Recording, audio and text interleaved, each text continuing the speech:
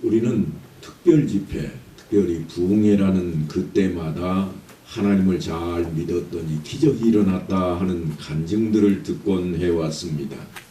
그런데 그 간증의 내용을 살펴보면 교회 안에서 강조되고 있는 헌금이나 전도 그리고 봉사를 열심히 했다거나 기도와 말씀 생활을 남들보다 훨씬 열심히 했더니 기적 같은 일이 벌어졌다 하는 이야기들입니다. 그래서 늘 너희들보다는 내가 훨씬 더 열심히 그리고 잘했다는 내용이 간증이 되곤 합니다. 그런데 여러분, 모세의 간증 집회는 어떠했을까요? 모세가 지금 광야 생활을 다 끝내고 대부흥회를 시작했는데 그 자리에서 모세가 지금까지 지내온 일들에 대한 간증을 하고 있는데 과연 모세가 전하는 그 간증의 중심인 시내산 언약은 어떠했을까요? 하나님의 명령과 규례와 법도들을 보면 사실 우리가 기대했던 것과는 달리 너무나도 일상적이었다 하는 생각이 듭니다. 물론 기적이 없었던 게 아닙니다. 틀림없이 기적이 넘쳐났습니다. 애굽 땅에서 나올 때 10가지 재앙이 순식간에 펼쳐졌는가 하면 또 그들이 홍해 앞에 다다랐을 때 홍해가 갈라지고 그들은 건너고 쫓아오던 애굽의 군대는 홍해가 다시 합쳐지면서 수장되었던 일들 그들이 다 지켜보았습니다. 그런데 그 기적과 같은 일들을 기억하고 있는 그때에 모세가 지금 집회에서 내놓는 이야기는 그 이야기가 결코 아닙니다.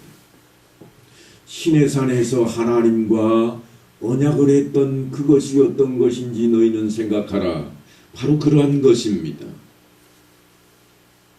그래서 그 간증의 중심을 가만히 살펴보니까 사실 기적에 대한 것이라기보다는 오히려 그들의 일상 삶에 대한 이야기로 가득 채워져 있습니다.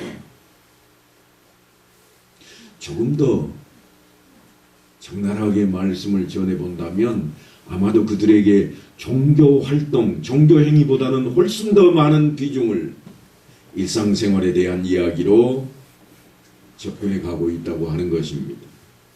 하나님의 명령과 규례와 법도의 근간이 되는 십계명을 살펴보면 더욱 분명해집니다. 생활 속에서 벌어진 일들로 거의 다 채워져 있습니다. 물론 하나님께 예배하는 일이 빠져있지 않습니다. 그러나 그들이 삶 가운데 벌어질 일들에 대한 것들이 더 많은 비중으로 차지하고 있다고 하는 것입니다. 물론 이렇게 항변할 수 있을 겁니다. 구약의 대표인 모세만 보지 말고 신약의 대표인 바울 사도의 말씀도 한번 봐라. 뭐라고 하는지. 그래서 바울 사도가 했던 말씀을 끄집어 옵니다. 항상 기뻐하라. 쉬지 말고 기도하라. 범사에 감사하라. 이것이 그리스도 예수 안에서 너희를 향하신 하나님의 뜻이니라. 여기 보면 분명히 기도생활과 감사생활을 열심히 하라고 그것이 하나님의 뜻이라고 말씀을 하고 있습니다. 그런데요, 이게 간증인 것처럼 느껴지지만 사실은 그게 아니라고 하는 겁니다. 그렇게 짚었다면 잘못 짚은 겁니다. 그렇게 열심히 하면 기적이 일어난다고 하는 그런 말씀이 결코 아니라 그렇게 생활하도록 권면하고 있는 그런 말씀입니다. 그런 삶을 살아가는 것이 하나님의 뜻이라. 한번 그렇게 살아봐라 그러면 기적이 일어날 것이라. 그런 차원이 아닙니다. 우리는 종종 그런 생각들을 합니다. 한번 해봐. 뭐를요? 11조를 한번 해봐. 하나님이 훨씬 넘치게 채워주실 거야. 그래서 어떤 분들은요, 빚을 내다가도 11조를 했던 기억이 있을 수가 있을 겁니다.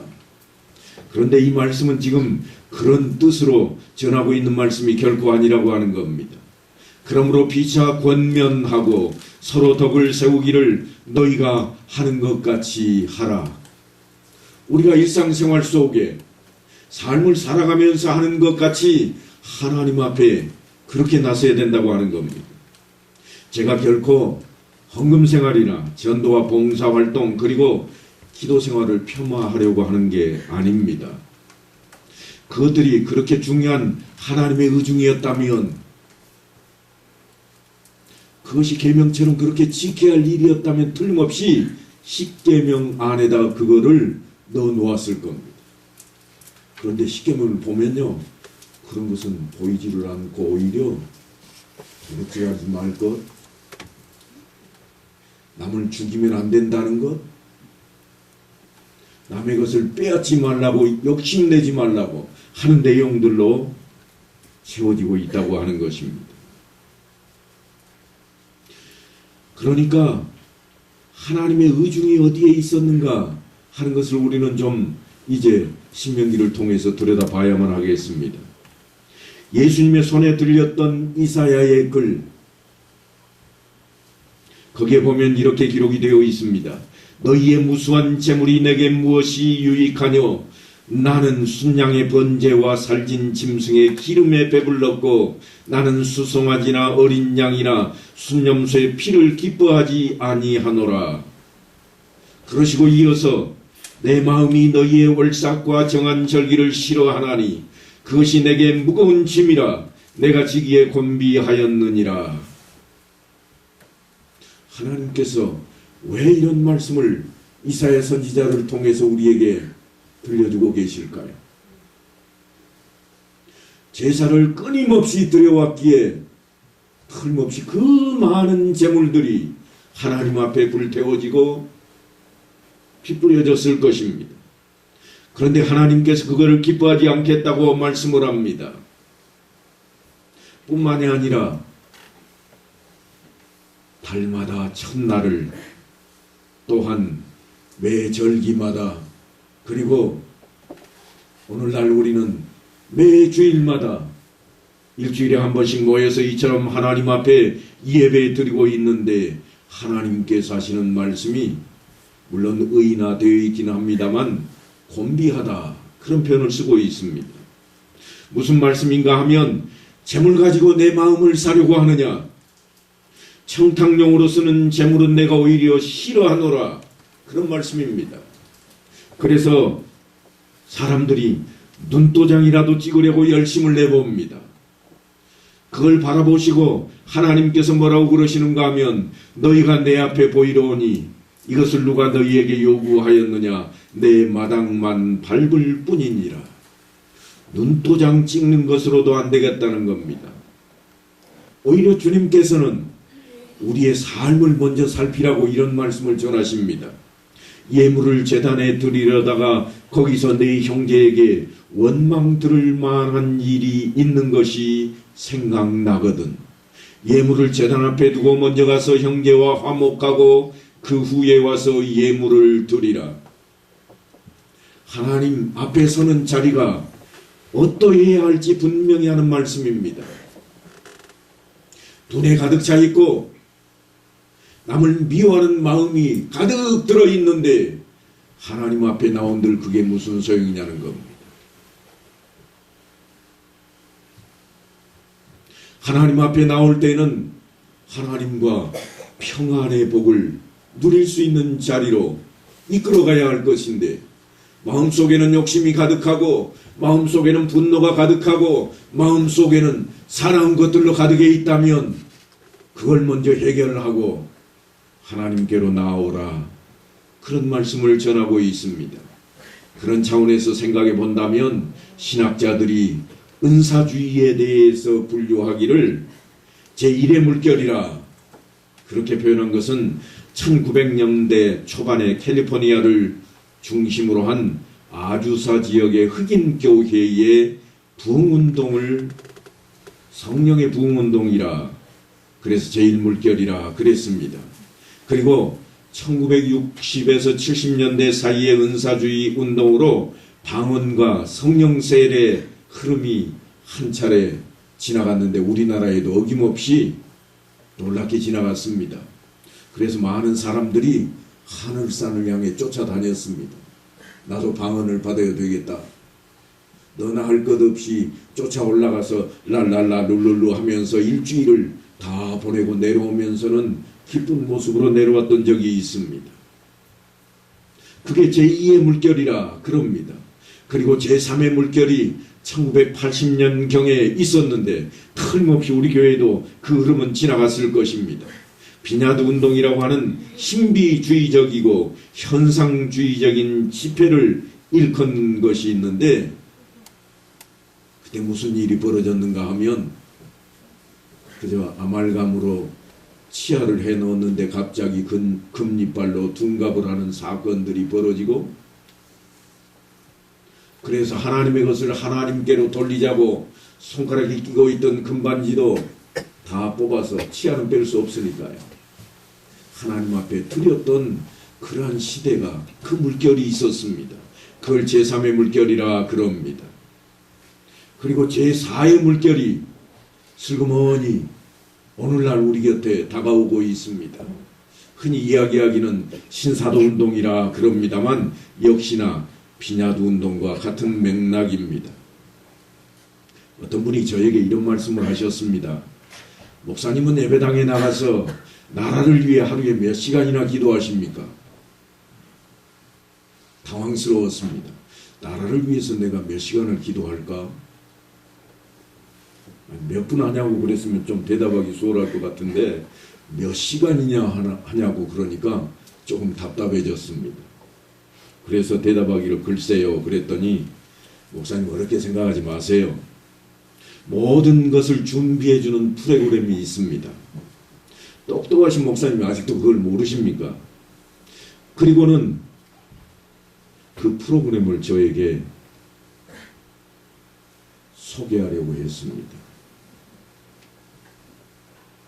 그래서 제가 이런 말씀을 좀 드렸습니다. 저는 사실 기도하는 시간보다는 성경 보고 연구하는 시간이 더 많은 것 같은데요. 그랬더니 그 목사님께서 하시는 말씀이 그러니까 목사님 교회 은사가 없죠. 우리 교회 은사가 없답니다. 그래서 제가 좀 답답해졌습니다.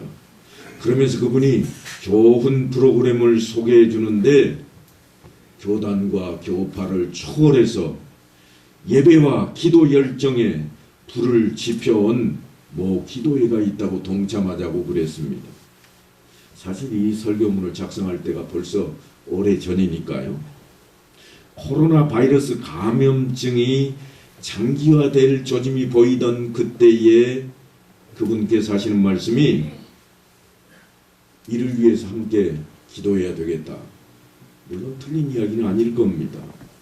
그러면서 자기네 교회는 2018년도부터 한 주도 빠지지 않고 열심히 동참했다고 그랬습니다.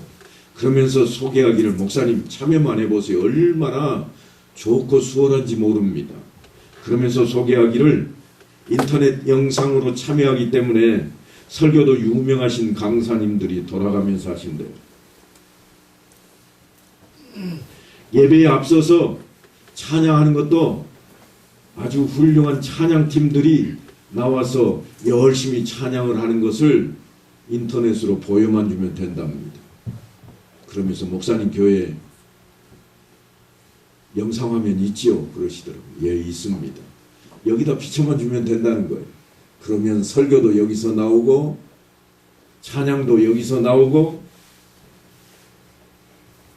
그리고 예배가 끝난 뒤에는 10분 동안 열심히 합심해서 기도할 수 있도록 기도 제목도 다 주고 훌륭한 부흥사가 기도회를 인도한다고 그런 소개를 했습니다. 그러면서 그분이 우리 노예 안에도 여러 교회가 동참하고 있답니다. 제가 잘 나가는 그 모 기도회를 폄하하고 싶은 생각은 전혀 없습니다. 하지만 예배가 종교 행사가 되어버리면 우리의 신앙생활에 아무런 의미가 없습니다. 만약에 그걸 제가 받아들여서 지금 그런 식으로 예배를 치르고 있다면 여러분은 틀림없이 구경꾼이 되어 있을 겁니다. 화면을 보고 오늘 등장하는 인물은 이렇고 지난주에 나온 그 팀보다는 좀 더 나은 것 같고 이런 생각들이 머리에 맴맴 돌 것입니다. 그런데 특히 그 강사들 중에는 신사도 운동의 적극적인 그런 중심에 서 있는 사람도 있었습니다. 신사도 운동이 무엇인가 하면 쉽게 말하자면 한때 세상을 놀라게 했던 비냐드 운동과 맥을 같이 합니다. 목사가 손을 싹 한번 들면 여러분 어떻게 해야 돼요? 오이! 한 명도 안 넘어지네. 넘어지셔야 이게 비냐드 운동이에요. 우리 교회도 아마 한 번쯤은 스쳐 지나갔을 것입니다. 목사가 손을 싹 들기만 하면 넘어지기도 하고 뒹굴고 괴성을 지르기도 하고 신비한 분위기가 있는 겁니다. 어디 그뿐입니까? 얼굴만 보면 척 드러나는 겁니다. 저기 중층에 앉아있는 두 번째 줄에 그 남자분 안색이 좀 안 좋으시네. 이따가 예배 끝나고 기도받고 가세요. 이런 식으로 예배가 진행이 된다고 하는 겁니다. 그들이 주장하는 성경 말씀은 놀랍게도 우리 교회 표에 등장하는 그런 말씀입니다. 그가 어떤 사람은 사도로, 어떤 사람은 선지자로, 어떤 사람은 복음 전하는 자로, 어떤 사람은 목사와 교사로 삼으셨으니. 그래서 지금도 오중직이 여전히 신약 성경에 기록된 대로 그대로 진행되어 온다고 생각하는 겁니다. 물론 일반적으로 개신교회에서는 예수 그리스도를 직접 만났던 사도들은 지금은 없다고 생각을 합니다. 그런데 그들은 지금 다시 생겨나야 된다고 주장을 하는 겁니다. 사도와 같은 사람들이 교회 안에 있어야 된다는 겁니다. 누가 사도와 같은 사람이 될 것인가? 누가 선지자와 같은 사람이 될 것인가? 두말하면 잔소리죠. 목사들이 그렇게 돼야 된다는 거예요.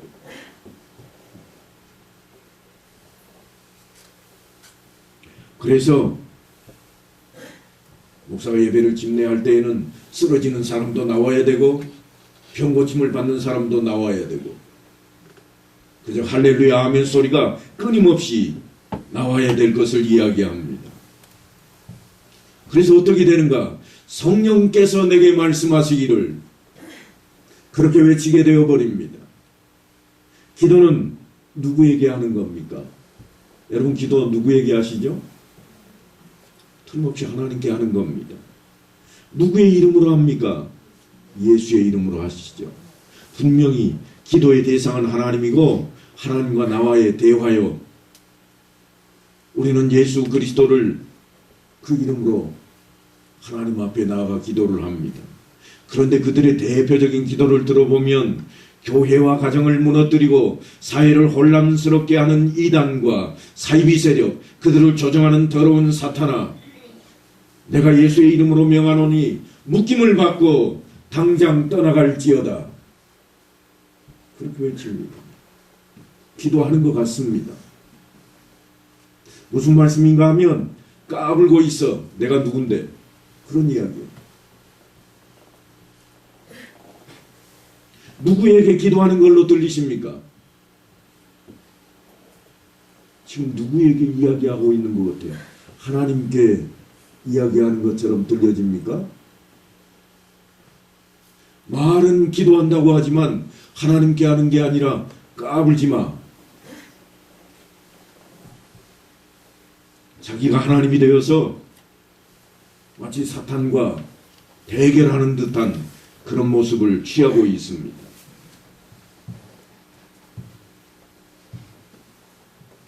그래도 나는 목사니까 좀 더 나은가?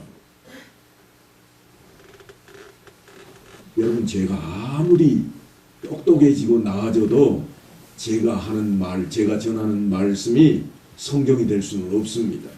하나님 말씀이 될 수는 없습니다. 하나님의 말씀을 제가 해석하고 여러분에게 전달하는 것일 뿐 제가 하는 말이 하나님의 말씀으로 둔갑되지는 않습니다. 그런데 종종 그걸 원하는 사람들로 인해서 그렇게 외치고 있다는 겁니다. 지금 하나님께서 내게 말씀하고 계십니다. 그러면 여러분은 어떻게 해야 돼요? 성령이 임하시는가 보다. 아멘 하셔야 되지 않겠습니까?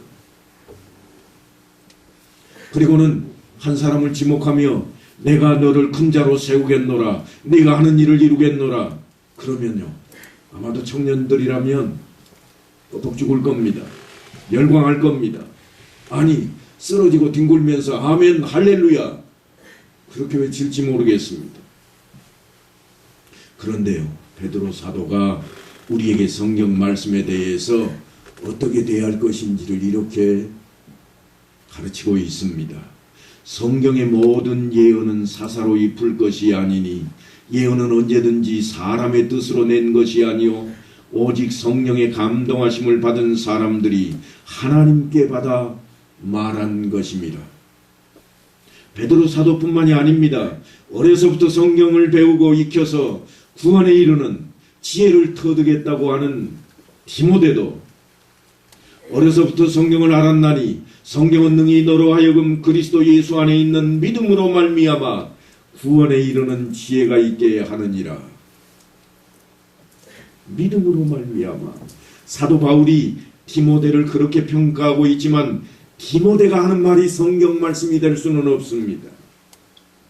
그렇게 멋지고 훌륭한 디모데가 사도가 되거나 선지자가 되는 것도 아닙니다.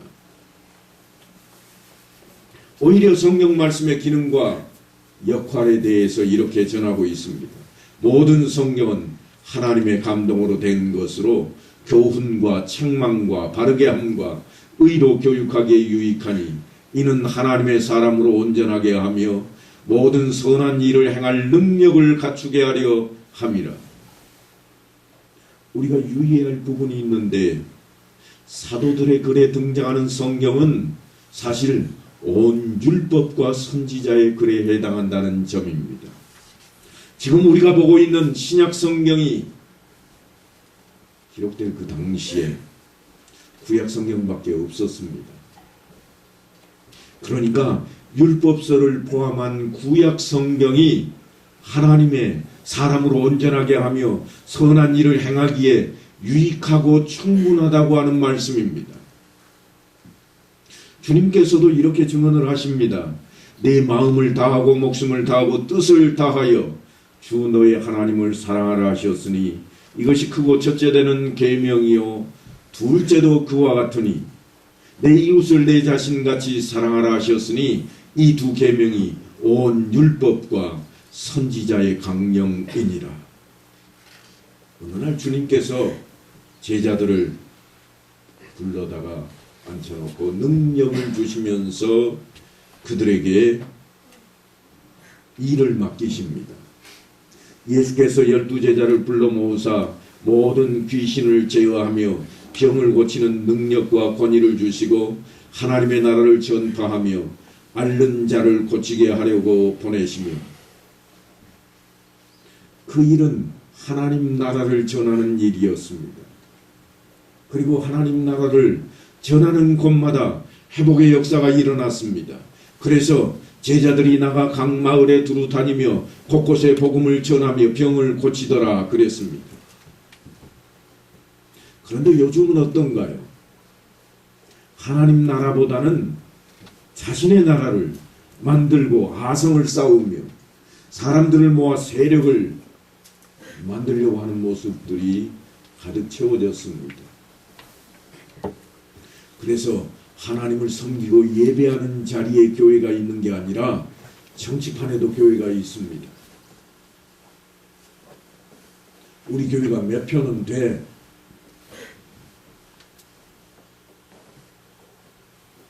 하나님을 향해 예배드리며 하나님 말씀으로 가득 채워져야 될 교회가 정치판에 휩쓸려가고 있습니다.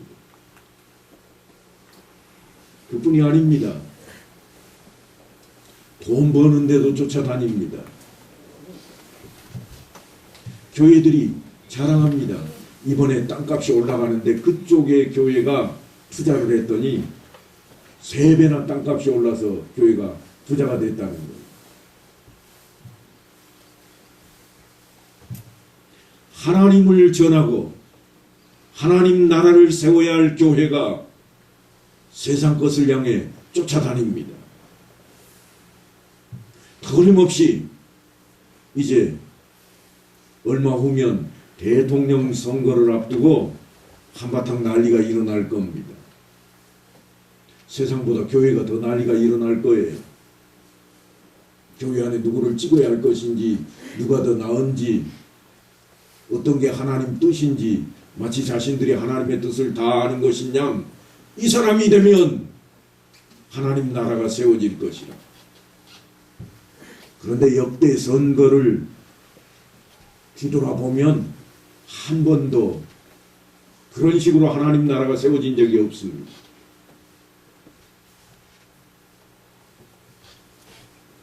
우리는 좀 생각을 해야 되겠습니다. 누가 더 큰지, 누가 더 많은지, 이사야 선지자의 글을 보면 딱 오늘의 모습을 보는 것 같습니다. 우리가 곰같이 부르짖으며 비둘기같이 슬피 울며 정의를 바라나 없고 구원을 바라나 우리에게서 멀도다. 틀림없이 기도하고 부르짖고 간구하는 열심과 열정이 분명히 우리 눈에 띄는데 하나님의 구원이 점점 멀어져 간다고 한탄하고 있는 모습입니다. 방송을 보다가 제가 깜짝 놀란 적이 있습니다. 그게 뭔가 하면 하나님 한국교회를 살려주옵소서, 그런 기도를 종교 지도자가 거침없이 하고 있다는 거예요. 교회가 죽었다는 겁니다. 뭘 가지고 죽었다고 그럴까요? 잘못된 길로 가고 있어 죽었다고 그랬을까요? 곰곰이 생각해 보셔야 됩니다. 교회의 머리가 누구십니까? 교회의 머리는 예수 그리스도라고 틀림없이 다 이야기할 수 있을 겁니다. 그러면 교회가 죽었으면 누가 죽은 겁니까? 살아계신 하나님을 믿노라고 그렇게 외치면서 예수가 죽었다고 그런 고백이 나오는 이때를 맞게 되었습니다. 왜 그런 일이 벌어지고 있을까요? 교회가 평안하지 못하다. 교회가 자유롭지 못하다. 교회가 다른 데보다 더 있어야 할 것들이 많이 있지 못하다. 그런 것 때문에 그러지 않겠습니까? 분명히 이사야 선지자는 기도하는 모습은 있고 부르짖는 외침은 있으되 열심과 열정이 분명히 눈에 띄지만 구원이 점점 멀어져 간다고 한탄하고 있습니다. 그러면서 그 이유가 뭔가 하고 봤더니 우리가 여호와를 배반하고 속였으며 우리 하나님을 따르는 데서 돌이켜 포악과 패역을 말하며 거짓말을 마음에 잉태하여 나았다 그럽니다. 분명히 기도하고 있고 하나님의 뜻을 쫓고 있노라고 열심을 내고 있지만 오히려 하나님의 말씀보다는 세상 것을 탐하고 그것을 이루기 위해서 열심을 내고 있다고 하는 겁니다. 분명히 이스라엘 백성들은 정성을 다할 뿐만 아니라 분에 넘치도록 하나님 앞에 제물을 드리며 열심히 예배를 드렸습니다. 그런데도 하나님께서는 그들이 배반했노라고 하나님을 떠났다고 말씀하십니다. 하나님을 따르지도 않고 포악하고 패역한 자들이 되었다고 거짓말까지도 서슴지 않노라고 말씀합니다. 하지만 그들이 주장하듯이 이스라엘 백성들은요 한 번도 하나님을 떠나본 적이 없습니다. 겉으로는 결코 떠난 적이 없습니다. 우리 자신을 한번 살펴보아야 하겠습니다. 우리가 아무리 종교적인 활동을 열심히 하였다고 할지라도 나의 삶 가운데 하나님의 뜻이 드러나지 아니하면 헛된 것이라. 나의 삶 가운데 신앙 생활이 펼쳐져야 됩니다. 믿음 생활이 드러나야 됩니다. 그래서 과연 나의 삶이 하나님의 뜻 안에서 펼쳐지고 있는지 늘 유심히 살피고 벗어나지 않도록 애를 써야 됩니다. 잘못하면 우리가 신앙생활을 하고 있다고 여기는 것들이 종교활동이 되어버리고 맙니다. 주일날 되면 옆구리에 성경책 끼고 오늘 주일이야. 나 오늘 주일 지켰어.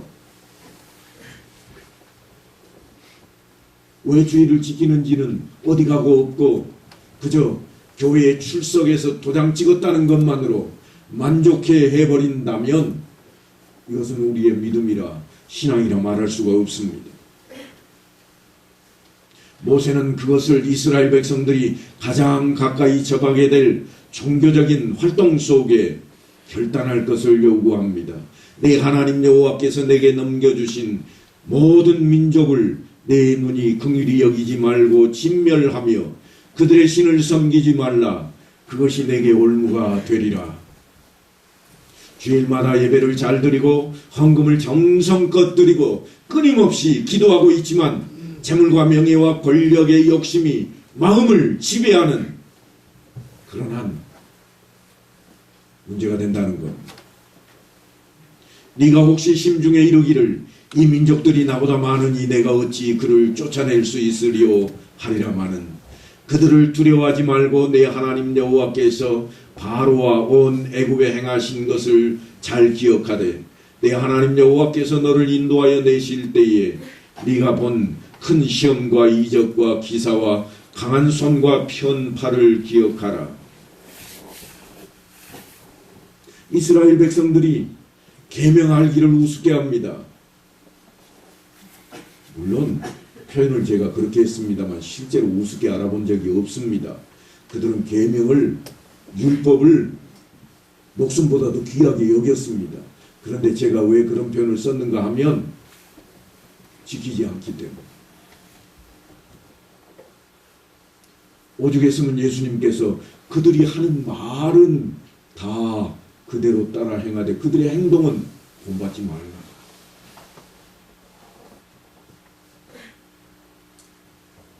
먼저 예수를 믿는 자라면, 먼저 성도된 자라면 이제 믿으려고 하는 사람들 앞에 어떻게 보일 것인가 한 번쯤 들여다보셔야 됩니다. 내가 어떻게 보일까? 예수 믿는다며 그러고도 예수 믿는다고 그 말이 나온다면 틀림없이 이스라엘 백성들과 다를 바가 없습니다.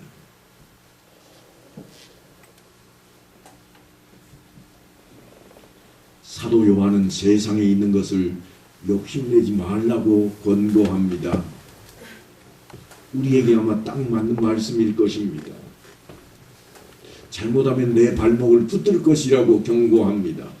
세상에 있는 모든 것이 육신의 정욕, 안목의 정욕, 이생의 자랑이니 다 아버지께로부터 온 것이 아니요 세상으로부터 온 것이라. 이 세상도 그 정욕도 지나가되 오직 하나님의 뜻을 행하는 자는 영원히 거하느니라. 우리의 삶이 과연 어떠한가? 내가 살아야 하는 것이 나를 만족하게 하고 내 가정을 만족하게 하고 내가 책임진 모든 사람을 만족하게 하고 난 그 다음에 할 수 있도록 한 신앙이라면 왜 죽도록 충성하라고 해야겠습니까? 목사님 조금만 기다려주세요. 내가 이것 좀 다 해놓고 난 뒤에 잘 믿을게요. 그럴 신앙이라면 왜 죽도록 충성하라 그런 표현을 쓰고 있겠습니까?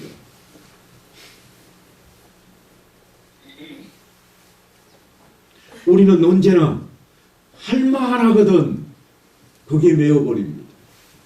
목사님 아직 할만하지가 않습니다.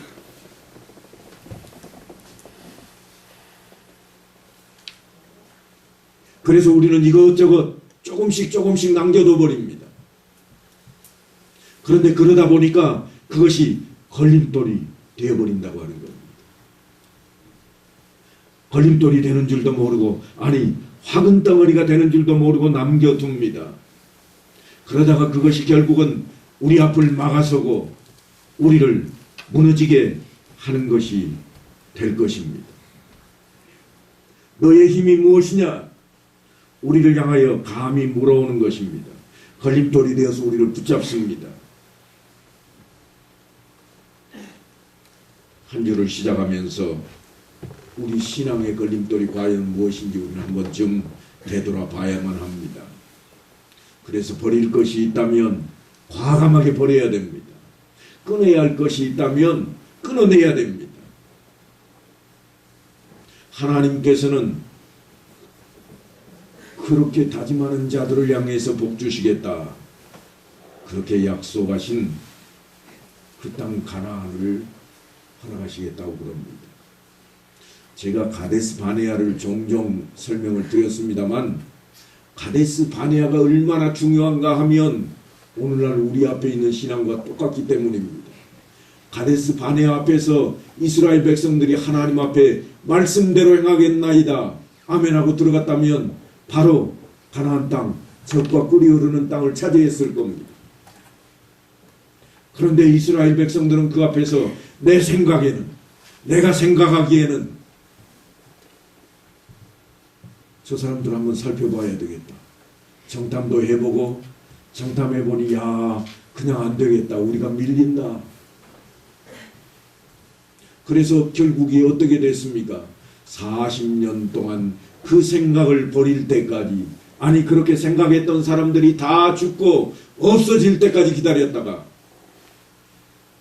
생각이 바뀐 연후에야 하나님께서 그들에게 젖과 꿀이 흐르는 땅을 허락하셨던 겁니다.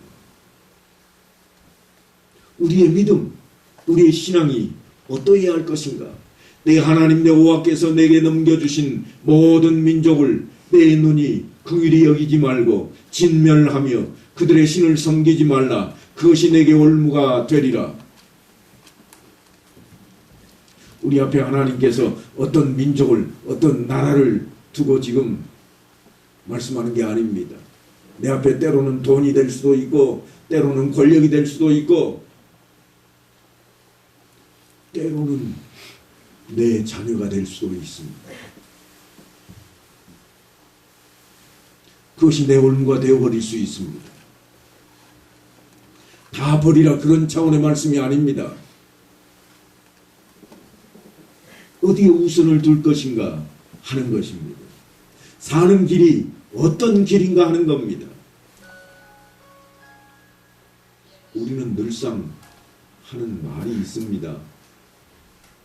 예를 들어서 가족 중에 한 사람이 병원에 죽을 병으로 입원하면 우리는 침상 앞에 가서 엎드려서 그렇게 울며 기도합니다. 하나님 제발 목숨만 살려주십시오. 다른 거 다 가져가도 괜찮습니다. 그래놓고 목숨 살려주면 뭐라고 그래요? 병원비 때문에 못 살겠네. 하나님 병원비 내놔요. 뭐가 우리의 올무가 됩니까? 돈줄이 올무가 되고 있습니다.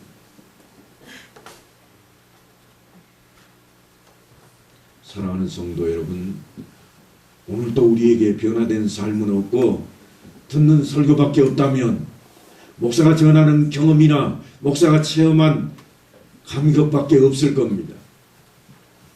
이제 내 자신이 겪어야 할 경험으로, 내 자신이 감격한 체험으로 내가 만난 하나님의 역사하심을 위해 우리의 마음을 좀 비우십시다. 그래서 하나님의 뜻을 쫓아 살아가는 사람이 되기로 굳게 다짐을 하고 결심을 해야 됩니다. 우리의 신앙생활에 있어서 이제야말로 그것이 요청되는 시기입니다. 우리야말로 그 일을 인해서 부르심 받은 사람들입니다. 모세가 체험했던 시내산 언약이 그의 간증이 되고 축복이 된 것처럼 우리들도 주님의 은혜로 받은 그 믿음과 축복을 놓치지 말고 말씀에 순종하고 충성해서 비교할 수 없는 감격을 우리 모두의 입술로 증거할 수 있게 되기를 간절히 축원합니다.